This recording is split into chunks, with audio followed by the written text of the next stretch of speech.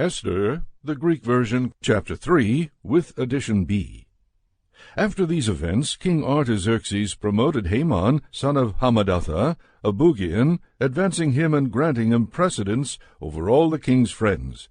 So all who were at court used to do obeisance to Haman, for so the king had commanded to be done. Mordecai, however, did not do obeisance. Then the king's courtiers said to Mordecai, "Mordecai, why do you disobey the king's command?" Day after day they spoke to him, but he would not listen to them. Then they informed Haman that Mordecai was resisting the king's command. Mordecai had told them that he was a Jew. So when Haman learned that Mordecai was not doing obeisance to him, he became furiously angry and plotted to destroy all the Jews under Artaxerxes' rule. In the 12th year of King Artaxerxes, Haman came to a decision by casting lots, taking the days and the months one by one to fix on one day to destroy the whole race of Mordecai. The lot fell on the 14th day of the month of Adar.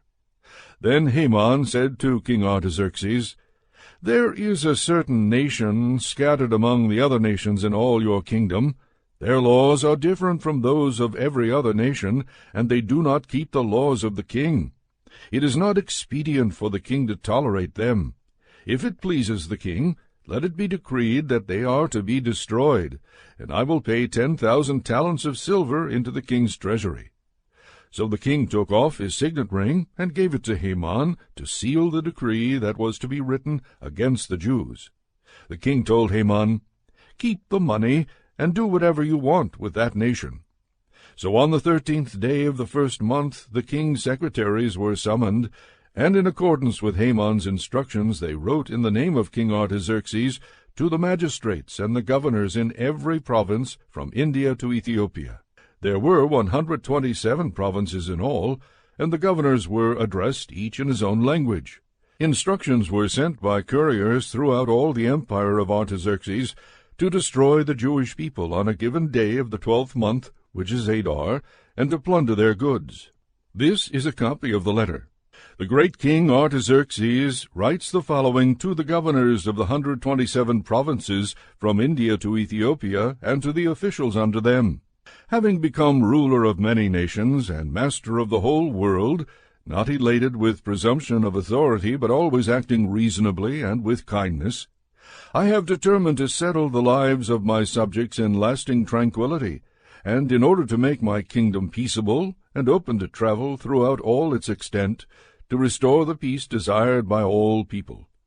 When I asked my counselors how this might be accomplished, Haman, who excels among us in sound judgment, and is distinguished for his unchanging good will and steadfast fidelity, and has attained the second place in the kingdom, pointed out to us that among all the nations in the world there is scattered a certain hostile people, who have laws contrary to those of every nation, and continually disregard the ordinances of kings, so that the unifying of the kingdom that we honorably intend cannot be brought about. We understand that this people, and it alone, stands constantly in opposition to every nation, perversely following a strange manner of life and laws, and is ill-disposed to our government, doing all the harm they can so that our kingdom may not attain stability.